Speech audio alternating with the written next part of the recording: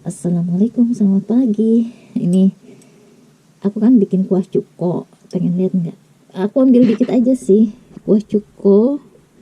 Ini cuko pempek ya. Saya beberapa hari kemarin tuh bikin kuah cuka empek-empek dan yang ini. Aduh, ini cuma diangetin, dipanasin doang sih. Udah hari berikutnya harusnya digoreng lagi. Atau saya ambil dikit aja ya. Aduh, gimana nih? Pengennya ambil dikit, tapi gimana? Susah. Jadi kita coba aja lah segini. Ini kita celupin di kuah cuko. Ini kan udah banyak banget acinya ya, sampai kenyal-kenyal begitu. Kita coba ya. Bismillahirrahmanirrahim.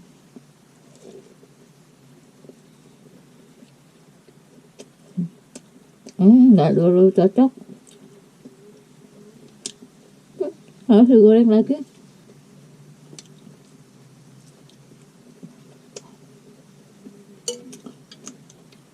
Kayaknya kuah-kuahnya kan agak-agak asam-asam gitu, asam gurih gitu. Dan ininya kan gurih banget. Ini nggak terlalu berasa sih. Bismillahirrahmanirrahim, coba ya.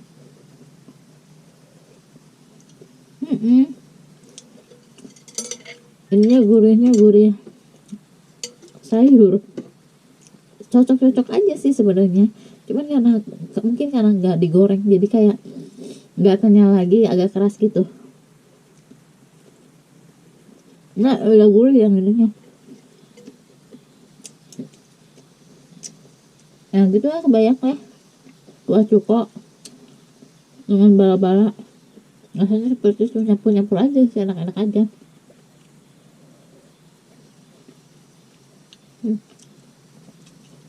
Segar ternyata aku bisa bikin kuah cuko. Ini cuko pempek ya. Cuko pempek. Bismillahirrahmanirrahim. Cocok-cocok aja lah. Harus makan sarapan.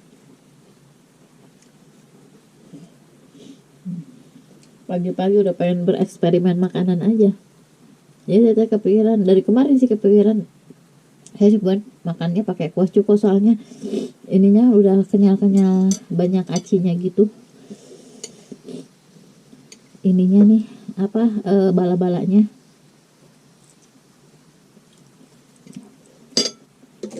Ini saya hampir nggak makan nasi kemarin. Ini saya ambil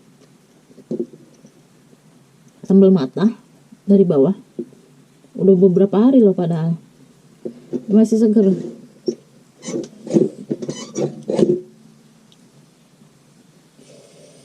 Aduh, Masya Allah. Bereksperimen aja terus, makanan itu bisa di match and matching gitu ya sebenarnya. Tinggal dicocok-cocokin dengan lidah kita. Aduh, kebanyakan ya. Biasanya nambah kalau segini.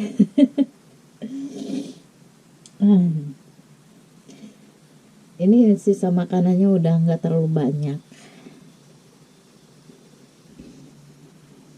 Ini pagi-pagi setelah sholat subuh, aku sempat selimutan. Ini aku udah sediain makanannya. Tapi masih rada gimana ya. Saya liatin nih, salah satu permainan one leg namanya, one one dalam bahasa Inggris, satu dalam bahasa Inggris itu one, neck gitu, NECT. Ini udah level kedua sih sebenarnya. One neck-nya ini beberapa item yang saya ambil, pilihan gamenya itu salah satunya udah saya finishkan. Nah, ini yang tipe keduanya yang bergerak, sebenarnya karena mata saya agak kurang begitu awas, ini agak lebih rumit sih. Jadi ini yang bergerak ke atas nantinya. Tuh. Ini yang ke bawah justru. Ini level berikutnya ya. Ini akan saya teruskan nanti. Sebentar. Di pause dulu. Itu level kedua. Terus makan dulu. Ini untuk mengisi kekosongan. Saya tetap akan melatih otak saya daripada saya nanti menggunakannya untuk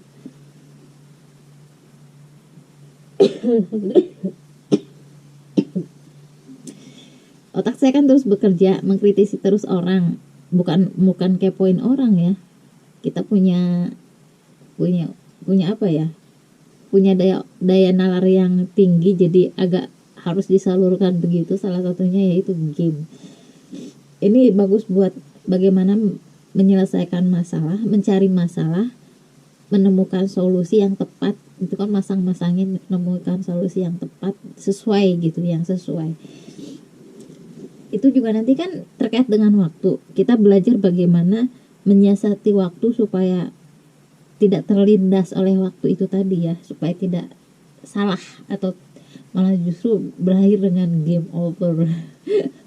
Itu kan taruhannya resiko ya. Resikonya itu beda-beda ya.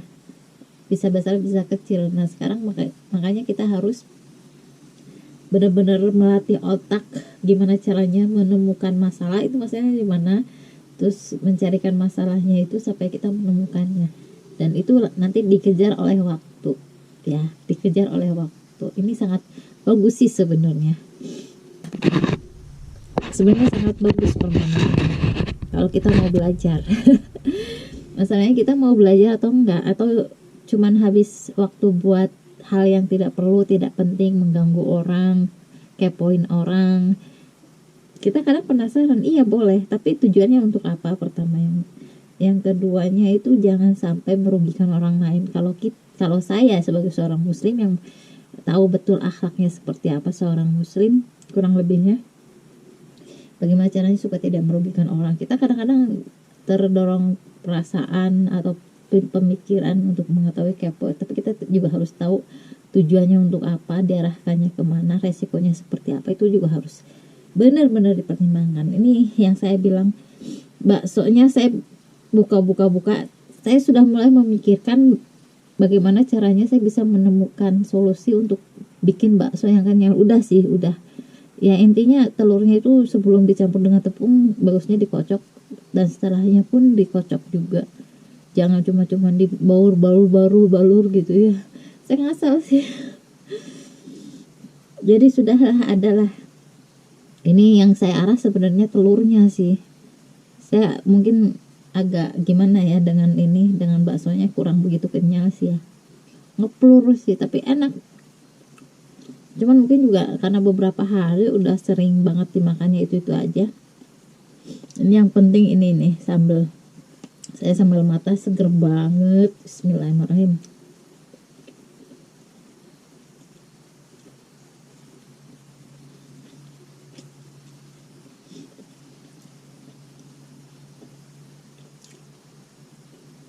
Sempet apa ya, saya tunda sebentar megang itu tadi, game, the next game. Bismillahirrahmanirrahim.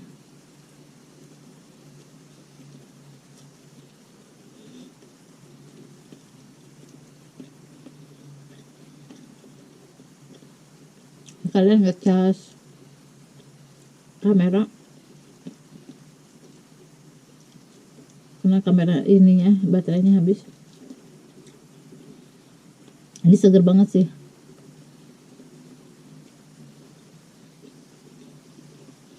Sambal matang setelah diiris-iris kan harusnya diuleni pakai tangan itu ya, dibentuk-bentuk gitu, kalau nggak pakai apa gitu supaya nyampur gitu. Males akhirnya di blender, tapi tetap enak kok.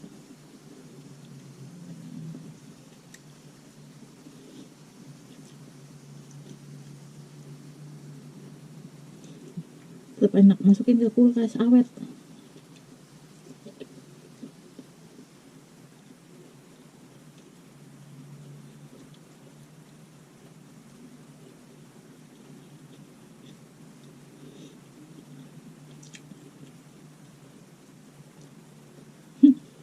Yang diarah ini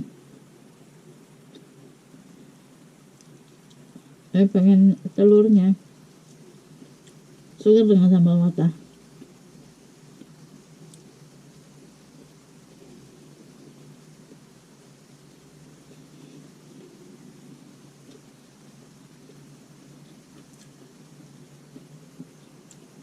Masa tenang ini, masa libur ini saya gunakan untuk banyak berpikir sih.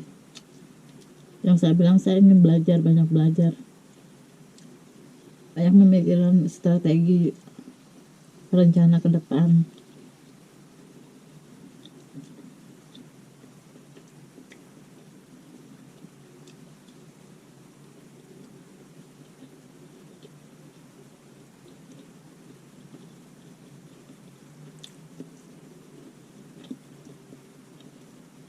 Segar banget ininya, sambal matanya. Jeruknya berasa, serehnya kan identik sereh.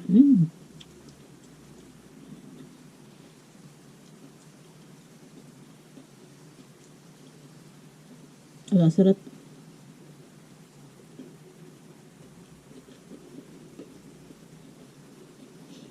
Saya pakai terasi ya, makin segar, makin gurih.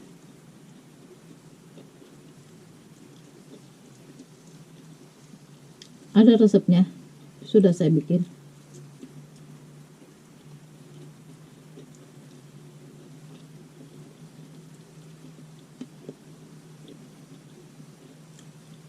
Kadang saya jajan di luar, membandingkan makanan,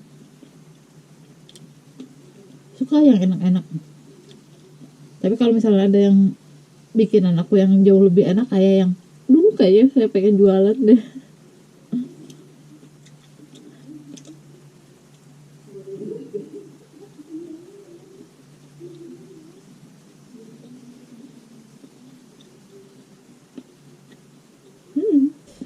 Kalau nemu makanan yang enak, kadang saya mikir, ini gimana ya bikinnya dia, kok pinter banget gitu. Senang aja, dulu nggak suka saya kayak gitu, mikir kayak gitu.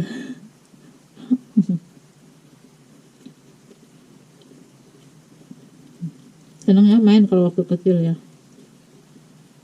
nggak terlalu suka berpikir.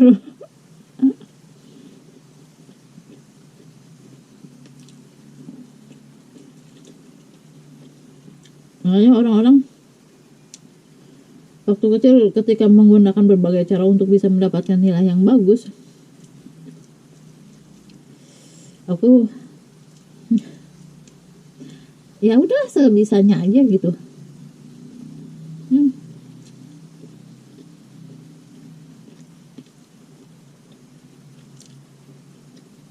Aku sih mikirnya udahlah, aku kalau nyontek kadang dikasih tahu di buku catatan, lihat buku. Percaya nggak? Pak Memen mungkin tahu ya, siapa yang mungkin tahu aku waktu kuliah, lihat semuanya pada ini, pada buka buku gitu, hampir semua gitu. Aku cuma satu satu soalan yang, karena itu butuh referensi, dari untuk menemukan jawaban itu butuh referensi yang lain, dan itu banyak banget, panjang gitu, karena menyangkut hukum gitu kan. Akhirnya aku lihat, wah semuanya kok hampir semua buka buku gitu, bahkan saling ngasih lihat, nih jawabannya gitu. Aku pikir udahlah, saya pengen yang itu, pengen tahu hukumnya seperti apa, tahu ininya, kronologi ininya, baru gue kasih jawaban. Dan gue kasih tahu di sana catatan kalau gue nyontek. Saya bilang buka buku gitu intinya. Makanya pas ini suka dasi, ini dosen tuh, bisa bilang aku nggak kenal sama dosennya, nggak begitu mengenal, nggak deket sama dosen. Aku suka lihat teman-teman pada seneng gitu ngedeketin dosen, saya merasa nggak nyaman ngedeketin dosen, ngedeketin guru dari kecil juga nggak suka.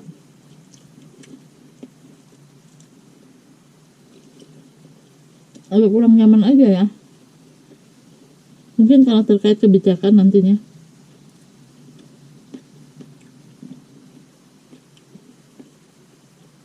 Begitupun kalau misalnya kalian bikin produk baru.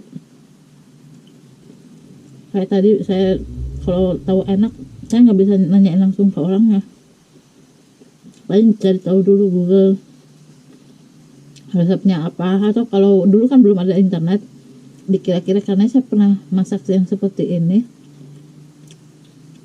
pakainya ini deh, tapi kan saya agak lupa kadang-kadang, dan saya nggak menanyakan langsung ke orangnya. Apalagi tuh kalau misalnya terkait dengan karya ya,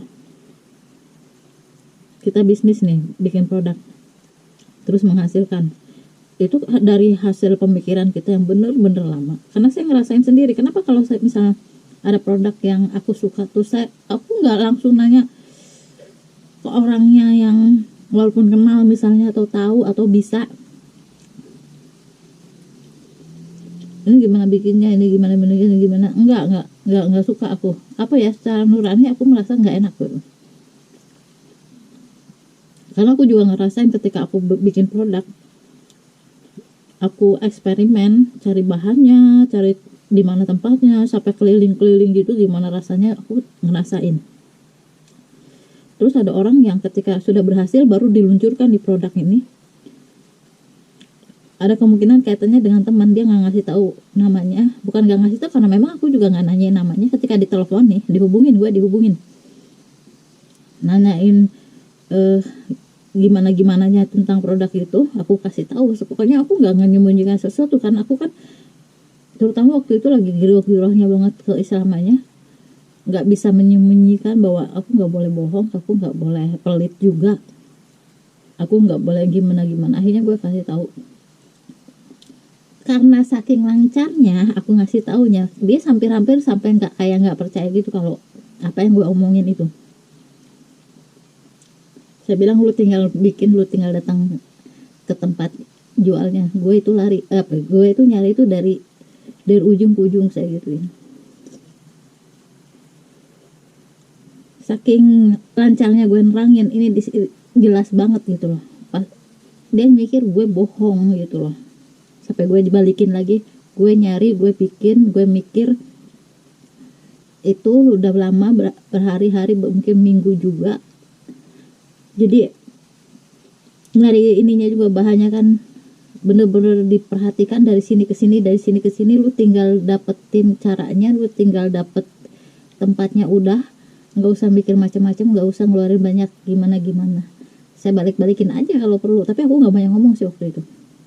Ditelepon, bayangin, gue angkat, saya nggak nanya nama, dia langsung nyocos nanyain itu produk, kamu di mana beli bahannya, di mana ininya gitu.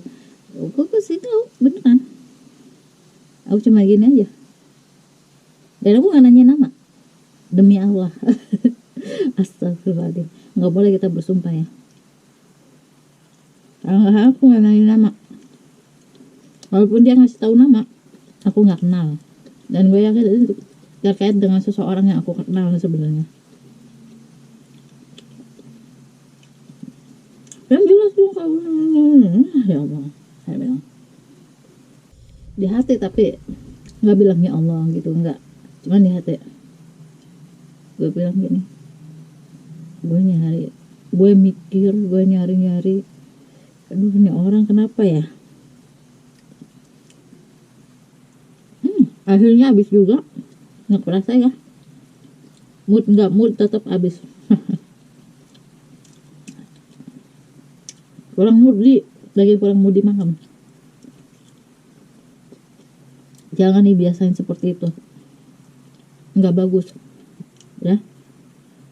Tapi memang ada loh yang kayak gitu, jadi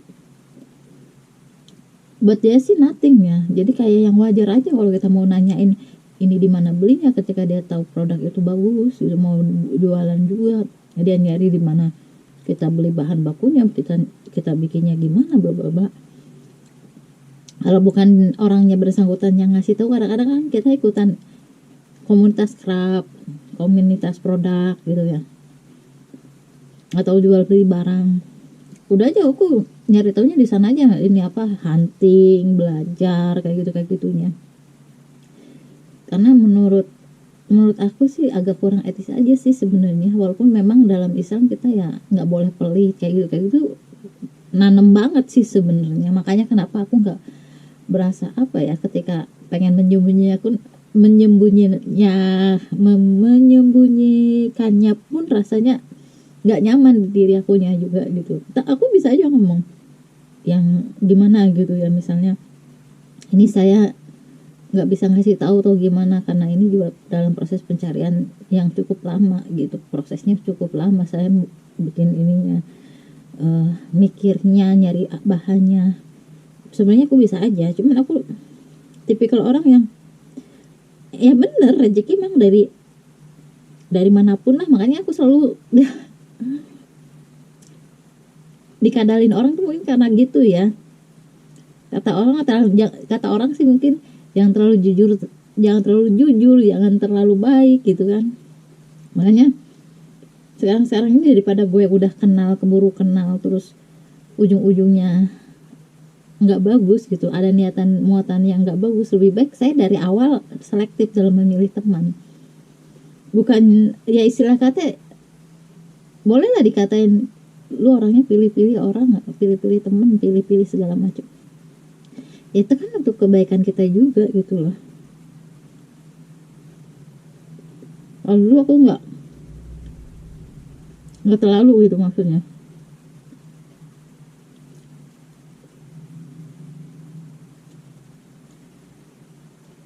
Mungkin karena identik bahwa orang-orang itu baik, lingkungan akunya lingkungan baik-baik ya. Jadi ya tidak terkait dengan yang gaul bebas, yang macam-macam yang aneh-aneh lah kayak gitu. Kitanya nyaman-nyaman aja mau kenalan dengan siapapun. Kalau sekarang nggak bisa, yang asal baru kenalan ujung-ujungnya disambungin ke laki-laki najis ya gitu kan. Banyak yang kayak gitu, ujung-ujungnya dikenalin sama laki-laki kaitannya nanti. Hati-hati zaman sekarang. Dan yang saya rasakan justru ya cowok juga kadang-kadang aneh gitu ya.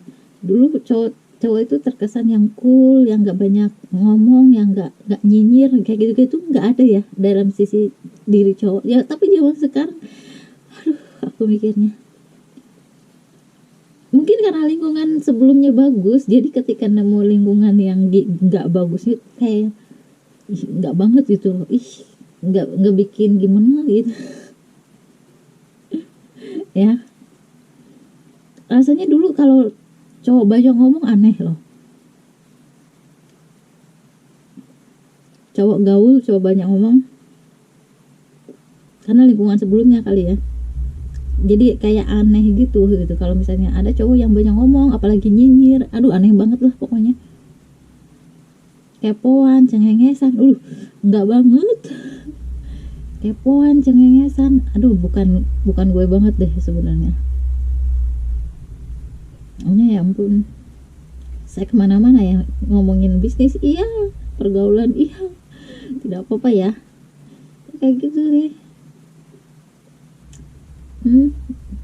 Ya mungkin karena lihat kitanya, kata orang jangan terlalu baik nanti kamu dimanfaatin orang segala macam. Iya sih, dulu aku masih masa sih gitu kan. Tapi ya sekarang sih udah, sebelum terjadi, dalam pengertian kita harus selektif juga dalam memilih pergaulan gitu loh, karena itu tuh penting. Karena ini nanti kaitannya kalau sana lebih parah kuy. Ketika ngambil istilahnya ya, ketika nipu kitanya gede-gedean, ngambil duitnya gede-gedean. Ketika masalah dengan lawan jenis pun udah ancur-ancuran banget kalau sekarang ya. Makanya bener-bener harus milih lingkungan teman itu bener-bener loh sekarang itu. Hancur lah pokoknya, karakter kita hancur, kepribadian kita hancur, nama baik kita hancur. Udah, dia menang kalau kurang-kurangnya salah memilih. Dulu masih hai dengan siapapun, dan ihwanya pun ya nggak cengengesan kayak yang sekarang banyak saya temuin gitu kalau laki-lakinya gitu. Jadi sekarang boro-boro gitu. Dulu senang saya sama yang muda-muda karena mereka berkarya kan. identiknya berkarya gitu loh, dan memiliki wawasan, berjiwa luas gitu, jiwanya jiwa bebas yang pengertian positif gitu ya. Kalau sekarang kelihatan banyak beban gitu, orang-orang tuh kelihatan banyak bebannya, beban dosa kali ya. Ini nggak tertarik sih aku, jujur aja, karena ngeliat kondisi yang kayak gitu. Ya itu saja, sambil lalu kita banyak ngobrol, barangkali keidean apa gitu. Terima kasih sudah menonton. Wassalamualaikum warahmatullahi wabarakatuh.